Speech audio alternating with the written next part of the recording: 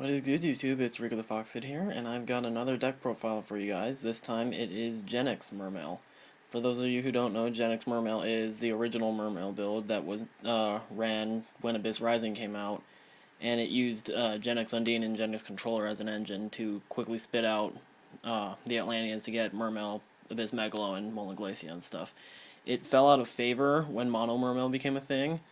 I think this format it is actually probably going to be the superior build, just because Mono Mermail relied a lot on Abyss Teus and Abyss Sphere, and the Genex build never had to rely on those, so it wasn't hurt as much as Mono Mermail was. And so I took the build, updated a little bit, based on some suggestions I saw on the Mermail thread on Pojo. Pretty much it's updated to fit in some cards that came out in the most recent sets.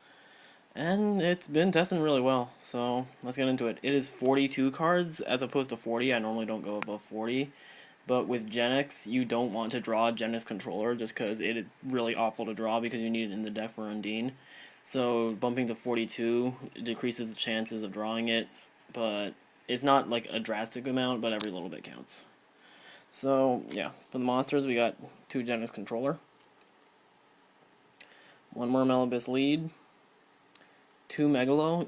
The deck, Genex does a lot more searching than Mono, and Abyss Megalo is searchable by Undine, because you summon Undine, you send Dragoons, you get Megalo to hand. So I only think you need 2, and plus later in the game you don't want to see Megalo too often, because with only 1 sphere, it would be a minus to summon him. 1 Abyss Teus,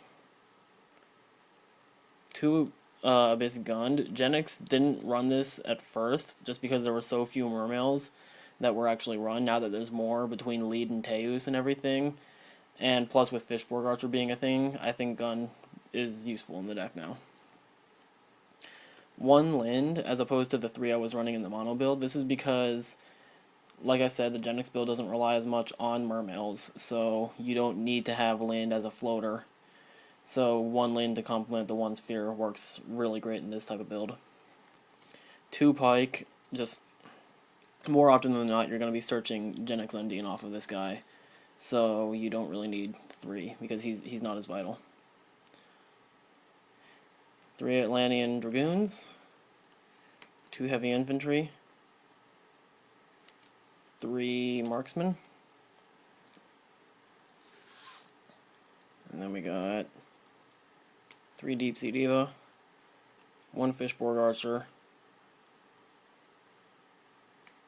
3 Genex Undine. This card is the nutsiest thing ever, just because you normal summon it, you send an Atlantean to the graveyard, it's usually Dragoon, so you get a plus off of it, you set up so many plays so easily. The only thing that holds this card back is that you need to run Genex Controller for it, and Genex Controller is an awful card. So that's like the only reason Genex Undine is not as broken as it could be. So yeah. And Mola Glacia. Mola Glacia is really easy to summon in this build, just because, like Megalo, it's searchable because Genex Undine would send Dragoons and Mola Glacia is a Sea Serpent. So it's very, very common to summon Mola Glacia within the first 2 turns of the game. And then late game, if you draw Mola Glacia in the late game, if for whatever reason you didn't search it, you've got 3 title to manage your graveyard. So yeah, I did in my previous video, I did only run 2 title. Now I'm running 3 just because I missed them. This title's too good. So yeah, that's the entire monster lineup. It is, I think, 30 monsters. I'm running 6 spells and 6 traps, so that'd be 12, and then 30 monsters for a 42 card deck.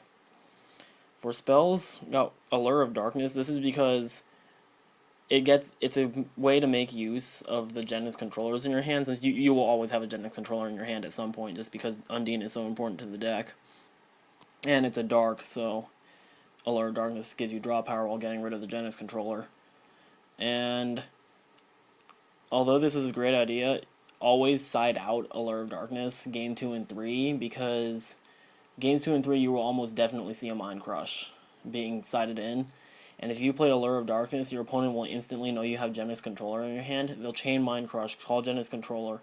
You'll be forced to discard any copies you have, and then at that point you're going to discard your entire hand at the resolution of Allure of Darkness, which is a good way to lose. So Allure of Darkness is great game 1, sided out games 2 and 3. Then we got Dark Hole, Heavy Storm, Monster Reborn, and 2 MST.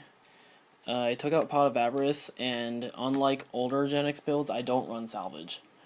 The reason I took out Pot of Avarice, and likewise the reason I don't use Salvage, is because Tidal is better to use in the late game than to have Salvage bring back monsters from your graveyard. I think Tidal's just better to have. Plus, the Genex build tends to rush for a big, huge play that will end the game quicker than Mono does, because Genex is weaker at the grind game, so it wants to avoid the grind game as much as possible. And that's the problem with Salvage, because people say how good Salvage is. I've never seen it, just because Salvage is awful in the early game because you won't have any targets for it, and then it's better in the late game, but in the late game you're less likely to use the targets you put back in your hand. So that's kind of a double-edged sword Salvage that I never liked, so that's just me. And then for traps, we got 1 Abyss Sphere, 3 Mirror Force. Freaking love this card. I am so glad it's back at 3. And 2 Torrential Tribute. You may notice that compared to my last build, there are no hand traps and there is no breakthrough skill. The reason I did this is that I tested against a lot of decks I'm predicting to be relevant to the metagame, and I found that, contrary to my original belief that both Valor and Maxi would be good in a lot of matchups, what matchups they were good in varied a lot between the different decks. And really the only deck that was truly hurt by both of them was 3-Axis Fire Fist, which is a really fragile deck. And honestly, Fire Fist isn't a problem for Mermail. I've tested, and Fire Fist has never given me any issues.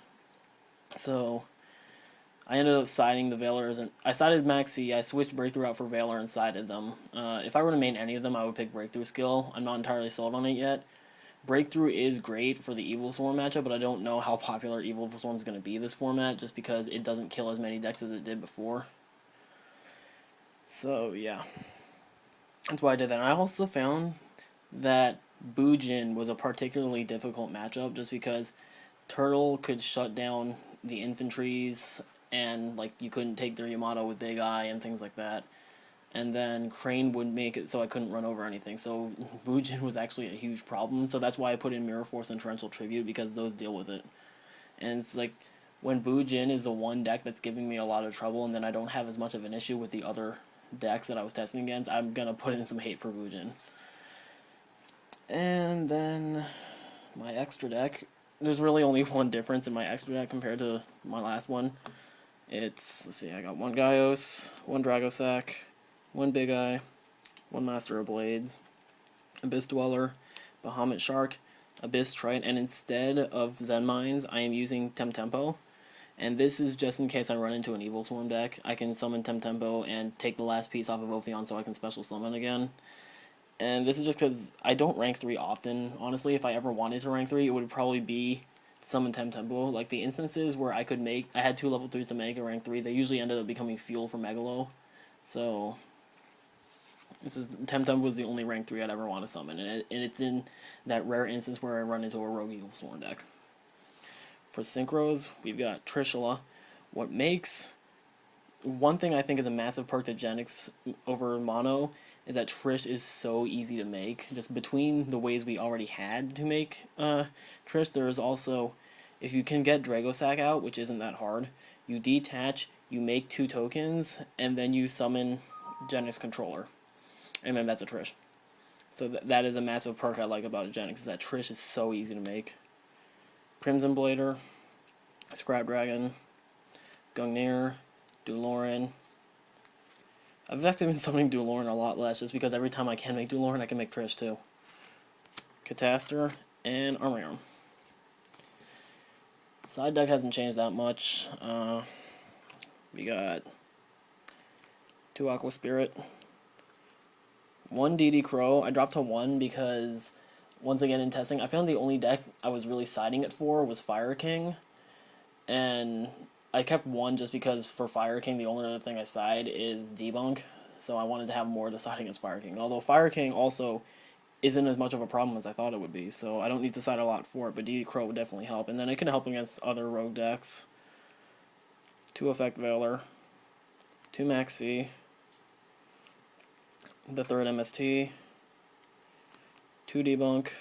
This card is an absolute boss.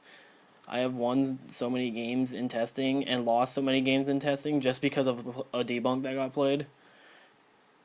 Mind Crush and 3 Royal Decree. I am loving this against back row heavy decks, especially Evil Swarm. I have won games against Evil Swarm just because I got Royal Decree and they couldn't get rid of it. And that's the entire build. I honestly think this is the superior build to Mono Mermail. We'll see how it turns out for the format, but yeah. That's about it. See you later next time. See you YouTube. Deuces.